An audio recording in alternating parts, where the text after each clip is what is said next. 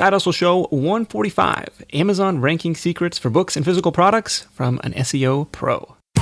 Welcome to the Side Hustle Show, where aspiring part-time entrepreneurs learn how to turn their side hustle dreams into reality. Because your 9 to 5 may make you a living, but your 5 to 9 makes you alive. And now, your host, Nick Loper. What's up? Nick Loper here. Welcome to the Side Hustle Show, where it's all about ideas, action, and results. We've got a great one for you today. If you're an author or if you're digging into the Amazon FBA business selling physical products, you're about to learn some juicy inside intel on how to rank your products better in Amazon's search and ultimately sell more units and earn more money. Sound good? So my guest is Dave Chesson. He runs Kindlepreneur.com. He's actually active duty in the Navy, but has built an impressive self-publishing business on the side. He's the author of at least 6 books, and the number may have gone up since we recorded, 6 books under pen names that cumulatively earn more than $4,000 per month on the side. Now, prior to that, his background was in SEO and niche sites, so we're going to look at Amazon from that SEO angle and see what actions we can take today to bend that algorithm to our will to sell more books and physical products. All the notes and links for this episode are at sidehustlenation.com/Amazon SEO, all one word. And while you're there, be sure to download the free PDF highlight reel guide with all of Dave's top tips and tactics from this conversation. Let's roll. Hey Dave, welcome to the Side Hustle Show. Hey Nick, it's great to be here. All right, so Dave runs Kindlepreneur.com. It's one of my top resources for all things Kindle publishing. And what we want to talk about today is, hey, we've kind of figured out the formula or the system to reach the top of the Amazon charts. We know how to make a splash with our book launch. But one thing that at least I've found difficult is how to sustain those sales over time, right? We can reach the top of the charts, and then there's kind of this long, slow decline over time, which I thought was natural. But you've kind of found a workaround or a hack around that. And so I want to dive into turning these books into long-term passive income assets. That's what everybody is after, right? Create something once and sell it over and over again, have it work for you. So what's the story? How does it work? When I talk about this, I really like to start by, discussing how much the competition has changed, right? I mean, back in the day, in 2010, there were 400,000 Kindle books on Amazon, okay? And now today, there's over 4 million. All right, that's 10 times the amount of competition. So the tactics that used to work back then don't exactly work now. Now, a lot of people have kind of gotten around this with this idea and tactic that, okay, great, you publish your book, and then immediately you go into getting your friends to pick it up and to drop reviews. You hit your email list. You hit all these promo sites. You hit Facebook groups. You do all these things, and you build up this momentum. And the hope, and it works, and it works. I mean, you can definitely hit best-selling, title. You can get that Amazon best-selling author. Mm-hmm. About 99% of the time when you follow through on those plans and you have a plan set forward. And that's great. But here's the thing, though, is that when you hit it, the hope, and that's the key word is hope, is that you sit at the top and you get enough to continuously beat out your competitors so that you stay there in the rankings and you get all of the Amazon traffic. But the thing is that there are so many things against you, okay? The Amazon algorithm, which has the name of A9, okay, looks at a lot of factors. And so in essence, if you are just doing this tactic and you're hoping it sticks, most of the time it's not gonna come through. Okay. So what you're gonna end up having to do, and I'm sure a lot of listeners out there have seen this or experienced this, is that you're gonna have to continuously push. You're gonna have to continuously hustle, and sweat and beat the ground and beg and borrow, over and over again just to maintain your sales. Now to me, that kind of just sucks because I want to move on to another book. I want to build out another side hustle, something. I don't want to have to continuously go back and fight just to keep the amount of money that I acquired. And most of the time, we're not talking about thousands of dollars here. We're hoping to maintain a couple hundred. So if your goal is to get your book, where it's making a consistent, legitimate amount every month without you having to hustle and sweat, there are only really 2 ways you can do this, okay? The first way is to make sure that your book ranks and stays at the top of Amazon. Okay. Now that sounds like it like everybody tries that. Does this formula work similarly for physical products in addition to books? To tell you the truth, this formula works for any sales platform that has the search engine. So that could be Amazon, that could be Udemy, that could be the App Store. I mean, in your podcast with Carter Thomas, right? Yeah. He was saying the same exact thing for the App Store. Okay. And with all so for all you Amazon FBA sellers, you can use this exact same methodology to start ranking your physical products in Amazon and in Google. Absolutely. But there are a lot of things that authors don't think about when they create their book. All right. And one thing is choosing the right keywords. If you have the right keywords, okay, what happens is you are starting to rank for high demand but low competition. Okay. You're looking for opportunities where there are people searching, but they're not finding it. Now, I know everybody's probably out there thinking, hey, Dave, come on. I mean, that's like looking for a mythical creature, okay? They don't exist. But I'll tell you, they definitely do. All right. But even when you find those keywords, you need to optimize your page so as to give your book the best chance to sit at the top. Okay, so we're talking about Amazon SEO, right? Google SEO, these are kind of your on-page ranking factors, your title tag, the content of the page, kind of, and the structure of it, how you have it set up, yes?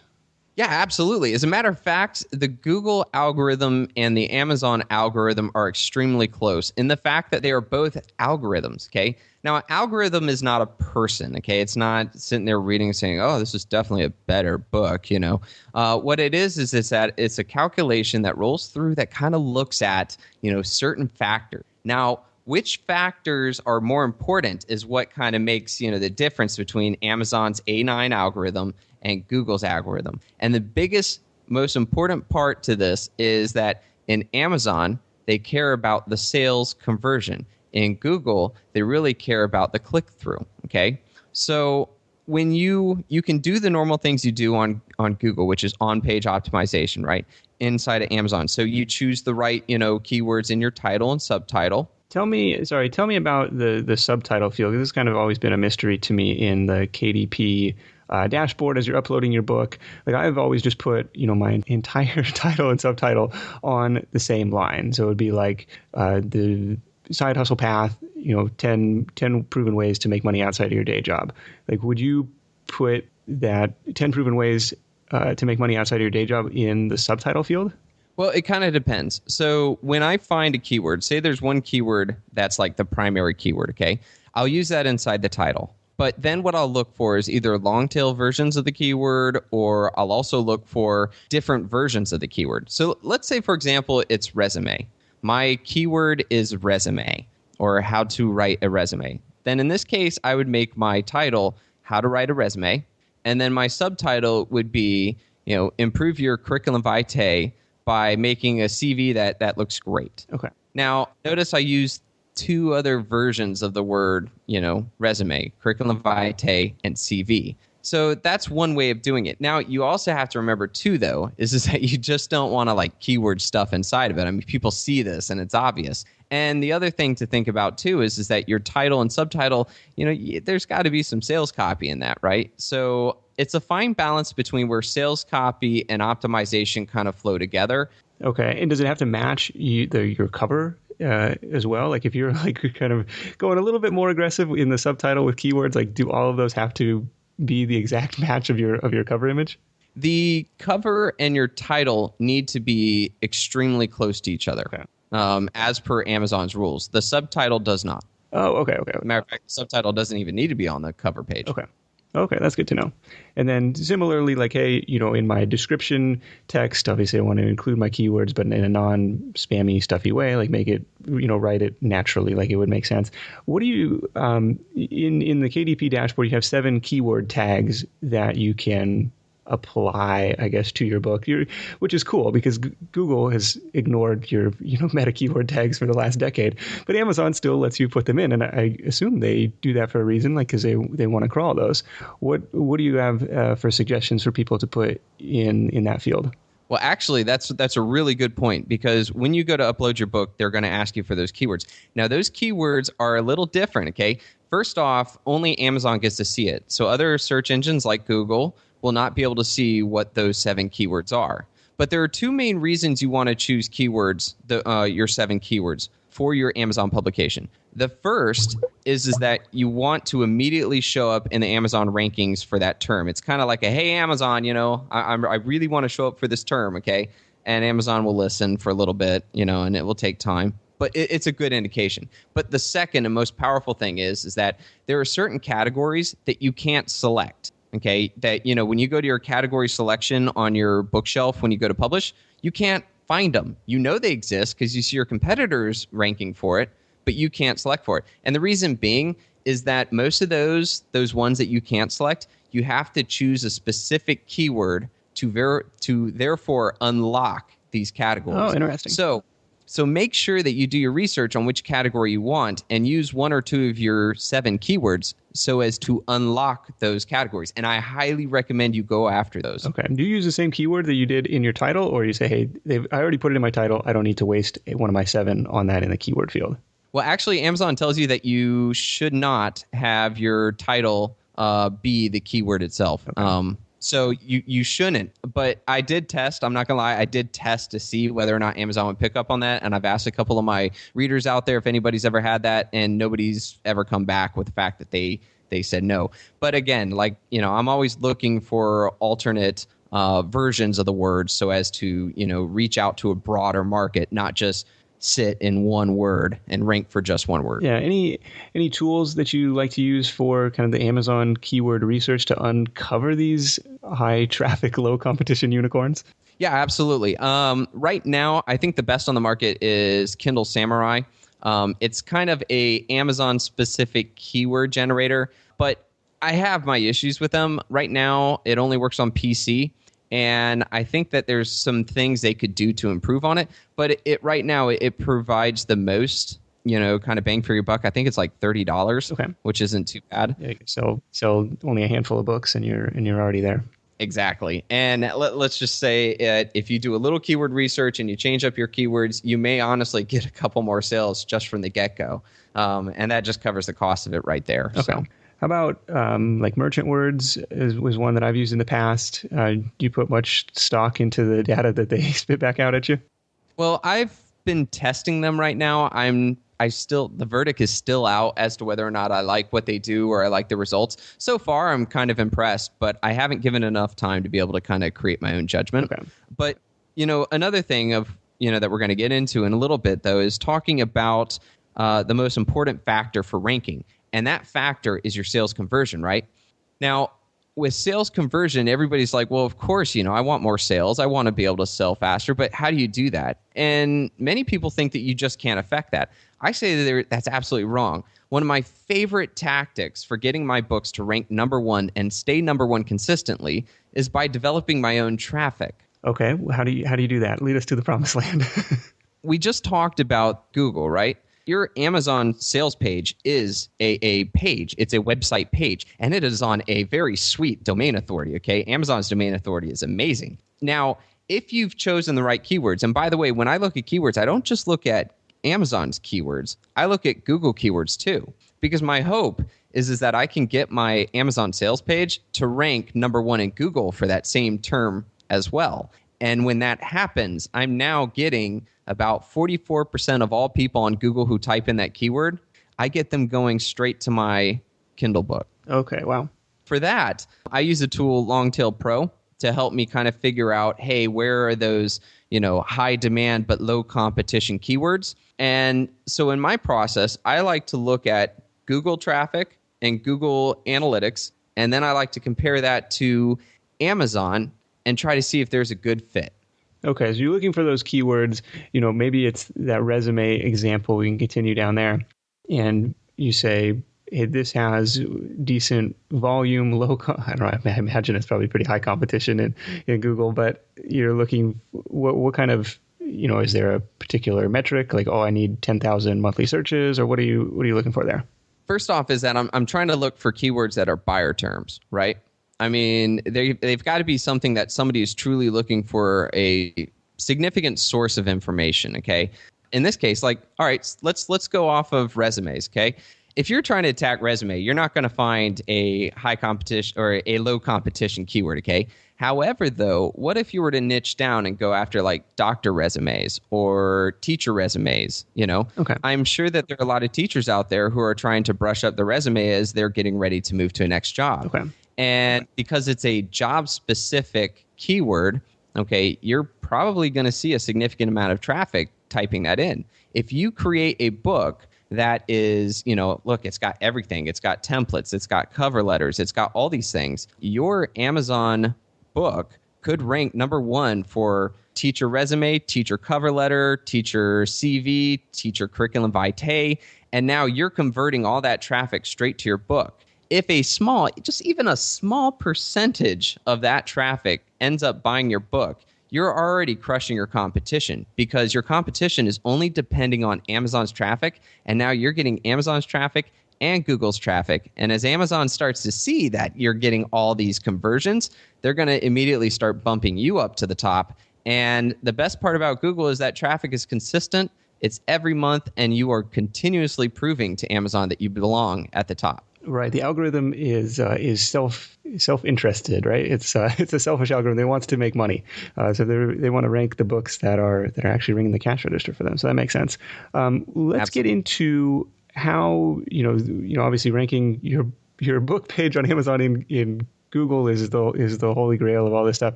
But let's talk about how to go about doing that. How to kind of build these external traffic sources, build links to your book page if that's one of the tactics there. So how are you going about driving this traffic to your book page? Well, let's first revisit the on-page optimization, because there's one thing I wanted to bring up too about that. So we talked about the title and we talked about the subtitle, but let's talk about the description. Okay.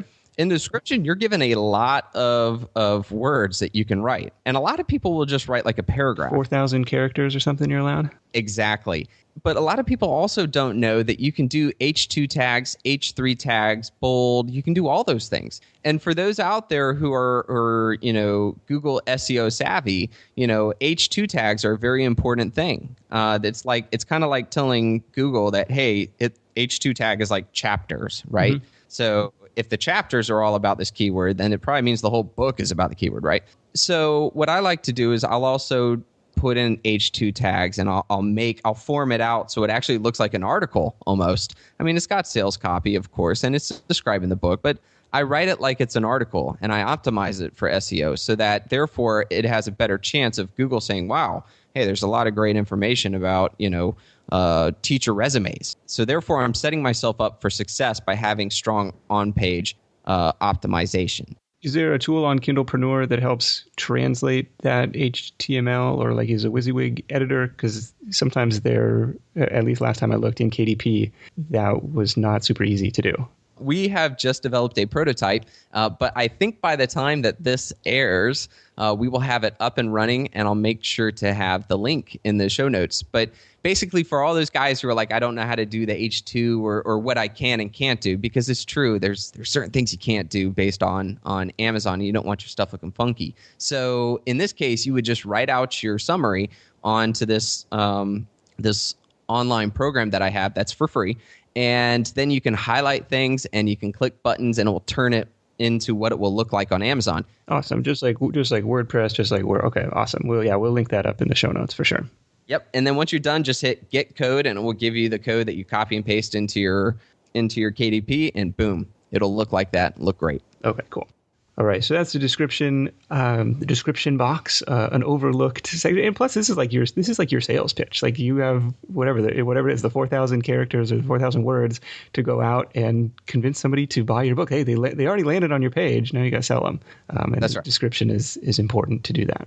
Actually, Chandler from Self-Publishing School. Like in his book launch, he shares kind of a cool formula for writing your description, and kind of the 8-step process to kind of walk somebody through like their pain point, and how then you present the solution, and then you give some proof on why somebody should trust you to provide that solution, and then you make, I don't know, I thought it was really good. Oh yeah, absolutely. Chandler Bolt is one of the self-publishing gurus that I really think does a great job of kind of covering a broad spectrum of the marketing world. So definitely. Definitely a hustler. For sure. Now, for some of the people out there that are kind of like, hey, I don't like SEO. SEO's, that's like falling down the rabbit hole. Okay, I'm done with that. And that's cool. You don't have to do Google because there are so many other external traffic sources out there that you can always get into. The key is generating continuous traffic sources. Okay, so it's not going on social media and pumping in, a whole bunch of pushes, because within 24 hours, your social media post or tweet, it's gone. Nobody will ever see it again. Yep. So to help you out, for those that don't want to go into SEO, I'd highly recommend doing things like YouTube videos, or my favorite is a website called Quora, Quora.com. And Quora is basically like a question and answer site. So people go in there and be like, oh, how do I write a teacher resume? Or what's the best template for a teacher resume? Or, where can I get free templates for a teacher resume? Okay. And you go in there and you answer it. You spend the time and you give a very good answer. And then in the end, what I like to do is say, if you thought this was really helpful, I've actually written a book all about this. You can check it out here, and you can drop your Amazon link right there. And what's really cool about this is that it stays there, okay? Your answer will always be there. So what you just did, the time you spent in building that answer, will be read every month for as long as Quora is still alive, right? Yeah, and Quora ranks really well in Google.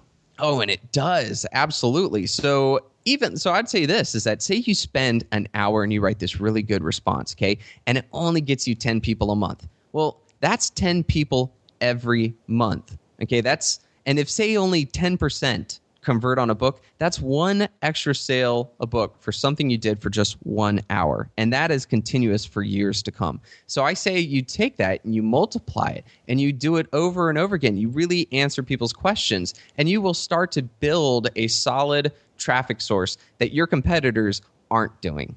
And I want to clarify, this is not just, oh, I found somebody asking about teacher resumes, and I'm going straight and being like, hey, buy my book. You're actually taking the time to write out a legitimate answer. And then at the end, so it's not spammy, being like, oh, and by the way, if you want to learn more, I actually wrote the book on the subject. But it kind of, in a way, it builds credibility too. Yeah, and for my fiction fans out there, I really think Quora is incredible for it as well, because there are a lot of times my buddy Toby Downton wrote a book called Solar Versia, and he was really smart to think about it in a way of, Solar Versia is kind of like this book called Ready Player One. Have you read that book before? I have not. I've had a couple people recommend it to me though.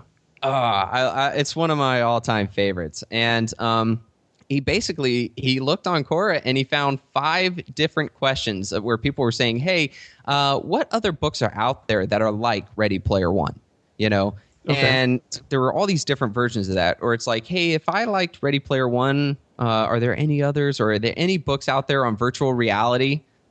Fiction books on virtual reality. And he sat down and he took the time and he said, hey, here are 4 books, that are definitely must reads in this genre. And here's the 5th book, which I'm not going to lie, I wrote, and I'm a little biased when I say it's the best, but, and so sure enough, he had a solid set of traffic. And he also was able to measure, using his Amazon associate link, that he did have direct sales from his efforts. Okay, that was the next question, whether you're putting in the naked link or your affiliate link to the book on Quora.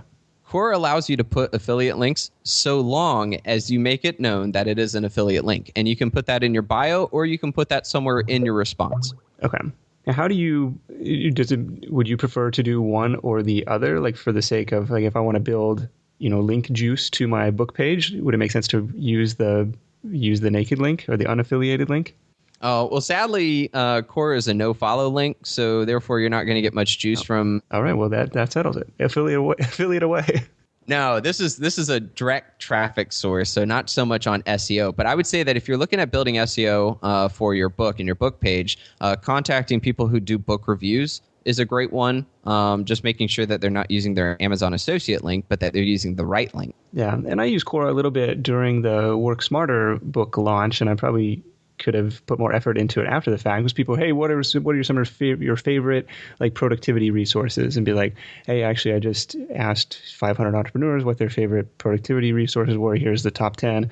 And by the way, if you want 500 more, here's the book I wrote. By the way, it's free this week on Amazon. So, and I should probably go back and be like, it's not free anymore, but you can still get all the answers and then some. Absolutely.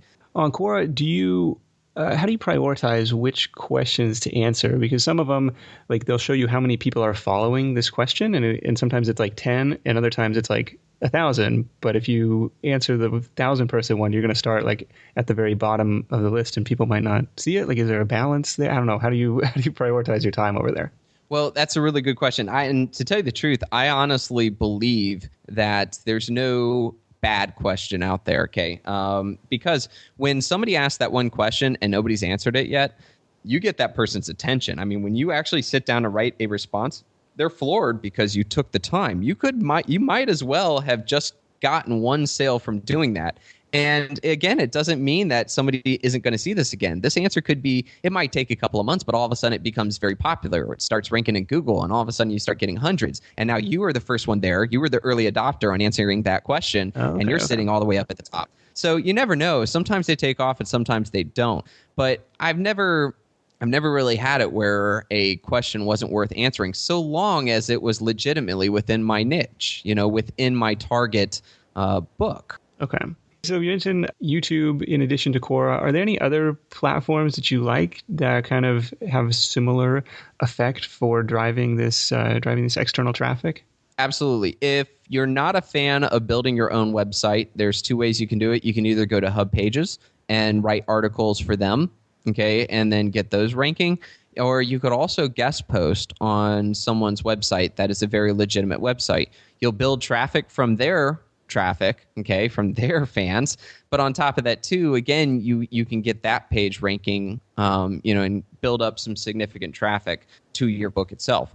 Another option too is like Quora is not the only one that does question and answer. There's also Stack Exchange and Inbound. So you can jump into those areas and kind of look for opportunities as well. Okay, so similar strategies there. So I'm not super familiar with Hub Pages. How does that one work? So Hub Pages is basically it's like an article writing. Okay, I don't know if you've ever heard of Squidoo. Squidoo actually got bought up by Hub Pages, so now Hub Pages is like the only one. This is like Seth Godin's company from like back in the day, right? That's right. Yep. And so anybody can go in there and immediately just start writing an article. And Hub Pages has a really high domain authority, so it's a really good, strong site. And it's really sleek and it's nice. It's kind of what you see is what you get. So you don't have to know all this WordPress or crazy CSS stuff. You can just start writing. Okay. And within seconds, you can hit print or you can hit publish, and boom, you've got a really nice looking article. Okay, so that's much faster than building out an entire site of your own about teacher career path, teacher resumes, and stuff like that. Absolutely. Okay. All right. So instead of building up the world's foremost authority site on treadmill desks, I should go write an article or two on Hub Pages and answer people's questions on Quora and drive traffic back to the treadmill desk revolution book. Consistent long-term traffic. Absolutely. Okay. So to kind of sum up everything we talked about, okay, the idea to get your book to continuously make money and to stay up there is to either find an incredible keyword to rank for so that, you have low competition, you stay at the top, or you do things like develop external traffic to your sales page so that the Amazon algorithm is just like, wow, this guy is incredible compared to all these other competitors. And again, you'll just sit there at the top and you'll get your external traffic, but more importantly, being ranked number one in Amazon for that keyword, you'll get just about all of Amazon's traffic as well. And when you combine those two things together, you'll have a really nice passive income. Dave, this is awesome. What else do authors need to know? Well, one last thing that I wanted to talk about was the right Google link. So kind of to jump back to our discussions on Google. Yes. When you are choosing your URL, okay, you need to choose the right sales page URL. Okay, so don't be the person that goes in and types in, say it's teacher resume, and then you find your book and you just copy that URL. That's wrong because there's all this other extra stuff at the end and Google doesn't look at that. Okay, what you need to do is you need to go to your page And when you look at your URL, and we'll have an example of this in the show notes, okay? But you'll see DP, and then it'll say backslash, and then it'll have your, I think it's the ASIN number, and then it's a backslash. From that backslash all the way to the www dot, copy that, and that is the link you want to build towards. That's the one that Google focuses on. So if you're sending your backlink or your traffic to a different, sub URL or something, that's not going to help your Google rankings. Okay. So if you're going to do conscious link building, and on hub pages, I guess I should ask the same question on Quora. Is that a do follow link where you would not use your associate's link and you would use the raw URL like you just described? With hub pages, they actually will give you do follow capability so long as you've written enough and it was of a high enough score. So you can't just jump on hub pages and write a 200-word article with no pictures and expect to get a do follow capability. Okay, that sounds like Black Hat SEO graveyard right away. Yeah, it's their way. Well, that's what happened to Squidoo is that they just let anybody and everybody write stuff, and Google actually penalized Squidoo, and Squidoo was never able to bring themselves out of the ditches, and so that's why they got bought out by hub pages. Okay, but hub pages survives and still does okay. That's right. Yep. Okay. Well, this is awesome, Dave. We'll have links to all of the resources from kindlepreneur.com in the show notes. Thank you so much for joining me, and we'll wrap it up with your number one tip for Side Hustle Nation. My number one tip would be never put all your eggs in one basket. Okay, never depend on just one single source of traffic. So whether it's Amazon or Udemy or the App Store, if you're just depending on those platforms to provide you with the traffic and therefore the money, you could lose it all in 1 second. I say you look for opportunities to drive in your own traffic so that you can build your own sales. I like it. David, thanks so much, man. We'll catch up with you soon. All right. Thanks, Nick. Hey, my head is buzzing with ideas on how to step up my Kindle game a little bit, and hopefully yours is too. Now, Dave's a longtime listener of the show, so actually really cool to have him on and share some of his Amazon and SEO insights. Quick plug, if you'll allow me, I do teach a Udemy course on how to rock your book launch at kindlelaunchcourse.com, which I think is a good complement to everything we covered in this episode. It's aimed at new nonfiction authors to help get their book to the top of the charts. And actually, I think it would be a good appendix to the course to include this episode as a bonus after the fact. But if you visit kindlelaunchcourse.com, I've got a special discount for Side Hustle Show listeners. Now, I've compiled all the notes and highlights and top tips from this episode, as is per the usual, into a free downloadable PDF you can grab at sidehustlenation.com/Amazon SEO, all one word, or /145, whichever is easier to remember. Or you can also grab that through the link in the episode description of your podcast player app, most podcast player apps. So thank you guys so much for listening. Until next time, let's go out there, make something happen, and I'll catch you in the next edition of The Side Hustle Show. Hustle on. Thanks for listening to The Side Hustle Show at www.sidehustlenation.com.